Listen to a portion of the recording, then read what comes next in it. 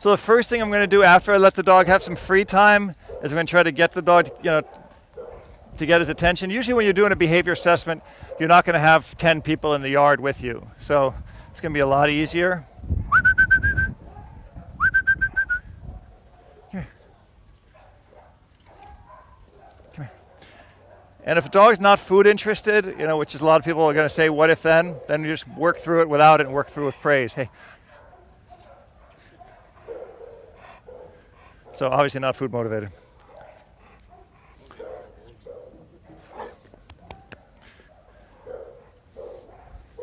Again, one thing when I'm doing touch handling I try to focus on is that I have the dog's head and the leash in a position that I can go away. So if I'm grabbing here, I can pull the dog away from here, right? I don't do this.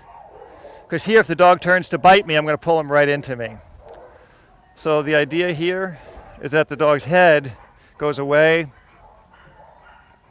and I can do a lot of touch handling.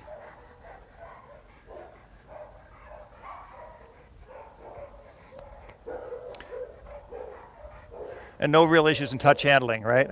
So on the touch handling, I'd say he's got no real issues. He doesn't really seek out additional touch handling, and you can look on your list, but he's fine with it. He doesn't care. Totally neutral on it. The second part of the test, which actually there's the first part, what's this next part of the assessment? After the touch handling? Yeah. Possession, okay.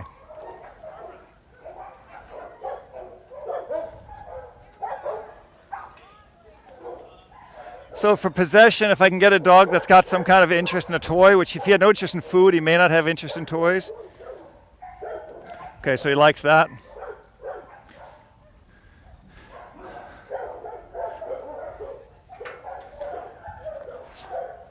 Hey.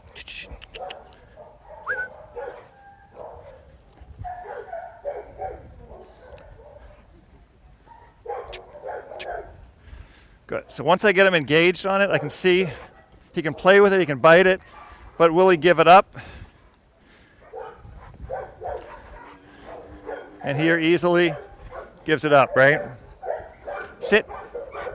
No. Sit. Good. Good. So the dog's very obedient. He's got some play drives, which is nice to see. Yeah.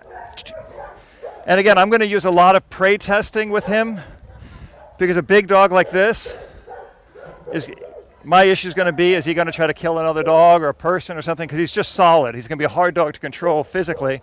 But he likes to play tug, which is nice. But he kind of loses interest. So he's not crazy possessive over it if I put it in front of him. Hey.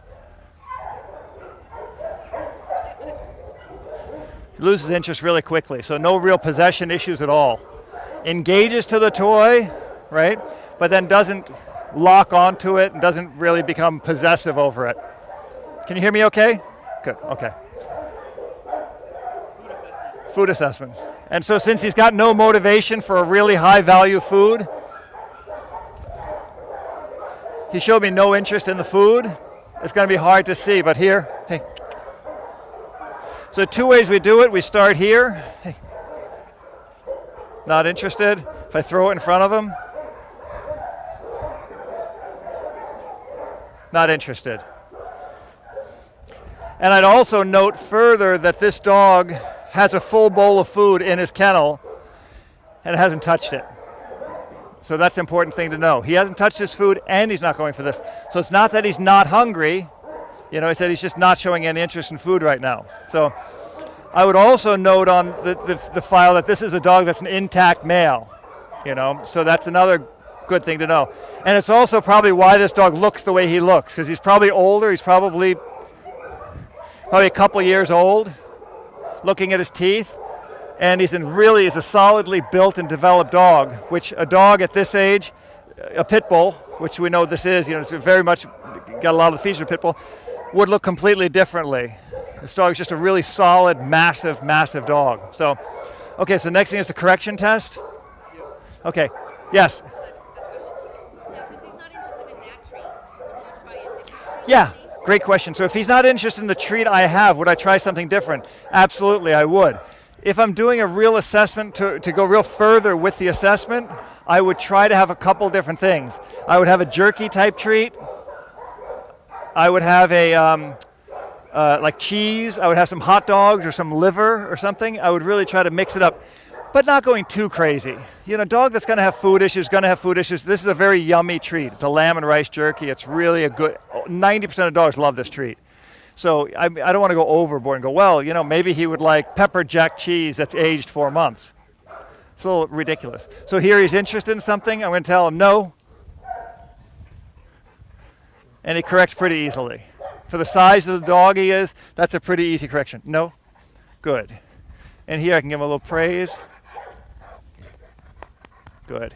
And he's a nice, really well-balanced dog from everything I've seen thus far, right? So the next thing is the dog-to-dog, right? Dominance test. Okay, so dominance I can do by testing, by pushing down on his back, not showing me any. He's not melting under the pressure of this test at all, right, or this assessment, but he's also not stiffening up. He's real cool with it if I move him around a little bit. This is really just, in my opinion, a really nicely balanced dog in everything I've seen. If I can move him, I can get in front of him. He doesn't have any issues. He doesn't have any tail issues. It's not showing me anything, any issues. He's just a really solid dog who probably would have to be with a guy like Ken, who can just handle him, correct him, and work him. Really easy. Okay? Any other, that's it. Now we're going to dog, right? So the first thing I'm going to do is I'm going to let this dog see this dog. Come on over here.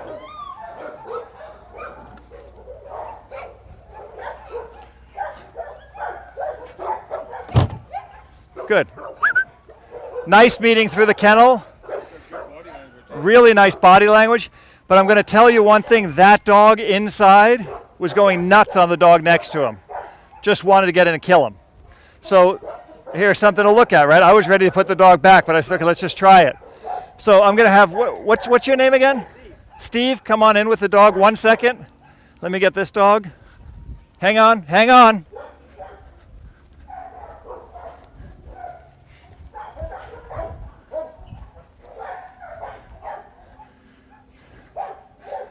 You have treats with you? You have treats? No.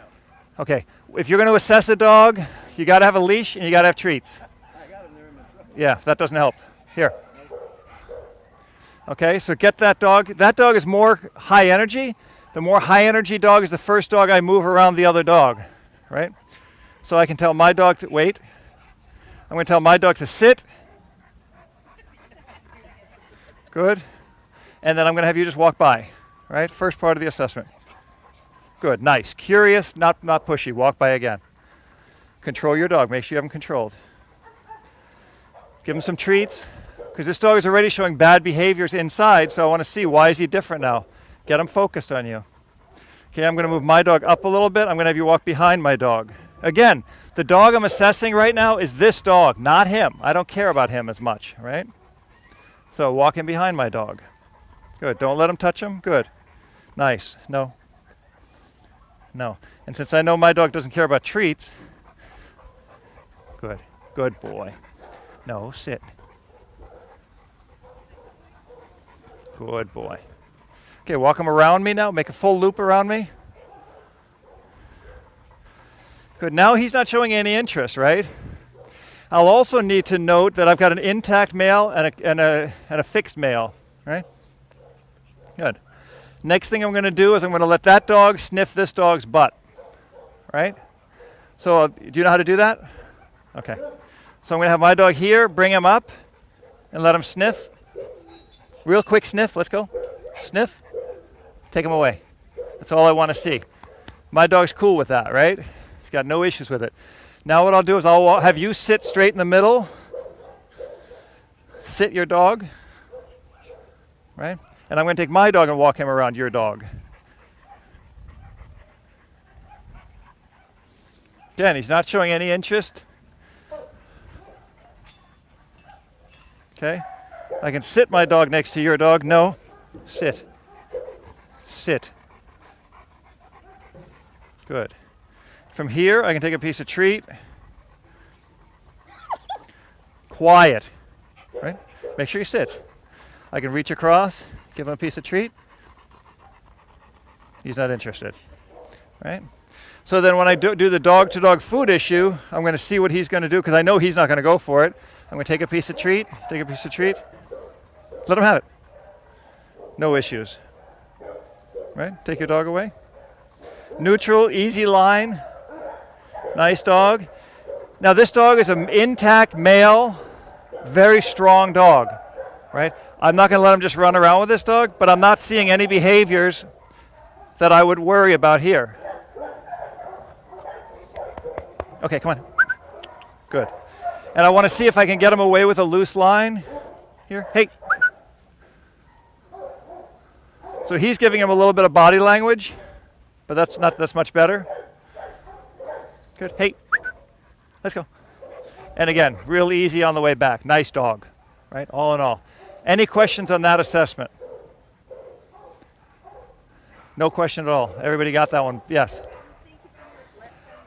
I never let dogs meet nose to nose that don't know each other. I don't mean nose to nose, but they were starting to make eye contact. Yeah, I mean, I don't think that's going to be an issue here. Sit. Because he's going to start to look away. He's neutral on it. Right? But again, I'm not going to let this go. This is positive, right? So he can sniff him here. Right? Good. Take your dog away. Good boy. Hey. Easy. So there's even more to it. Totally cool. This is a really good, strong, dominant male, neutral, cool dog. Right? Needs to be in the right hands, but would be an amazing. A friend of mine had a pit like this years ago, and it was just the best dog ever. Yeah, he's a little bit, Damon is a little bit more weaker. This dog's much stronger physically. Oh, okay, well then maybe, yeah. So anyway, all with this dog, I would all the way through give him a very good rating. I really like this dog. Mellow dog. He's not really this dog's more interested in playing. He kind of wanted to get one sniff in. Yes? When bringing the second dog, are you looking for like a certain reaction toward him?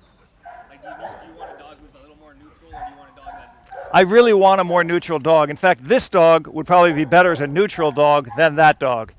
The only problem you have in a behavior assessment when you use an intact male as a beta test or as a neutral dog, neutered dogs will throw a lot more energy on an intact male than the other way around, right? That's just something that nobody's going to tell you that, but it's something you should know working with shelter dogs.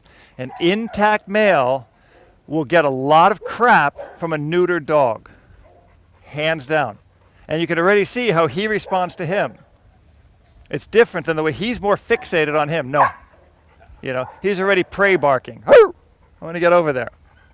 So at this point, any question on this dog? No? Everybody kind of sees it through. We'll move on to our next dog, and I'll have you guys doing it from here on in. So he's just an obnoxious young dog. That's why he's acting like that.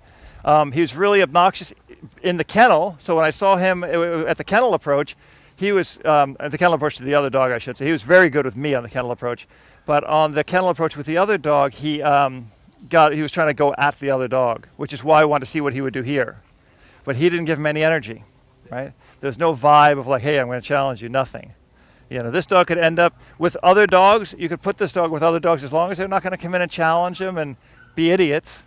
This dog will be fine with other dogs. So would you think that this dog would be okay with small dogs then? Well, this dog is already, I'd have to show it with a small dog, but the main thing I look for, because I can't test dogs with every size, color, breed, sex, and characteristic, so I have to say, this dog is showing me a lot of energy, which a little dog would show me, right? More prey.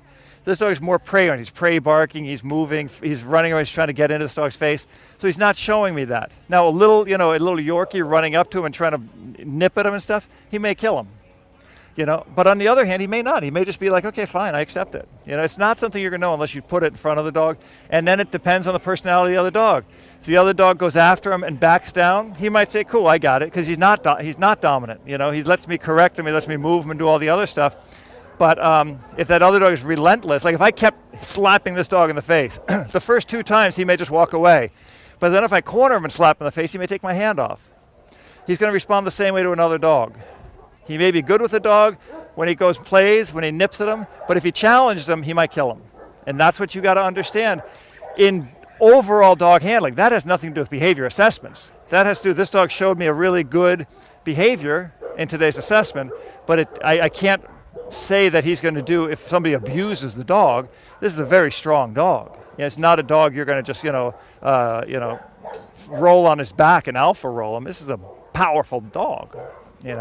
This dog requires somebody who's going to understand how to correct him, how to work with him. So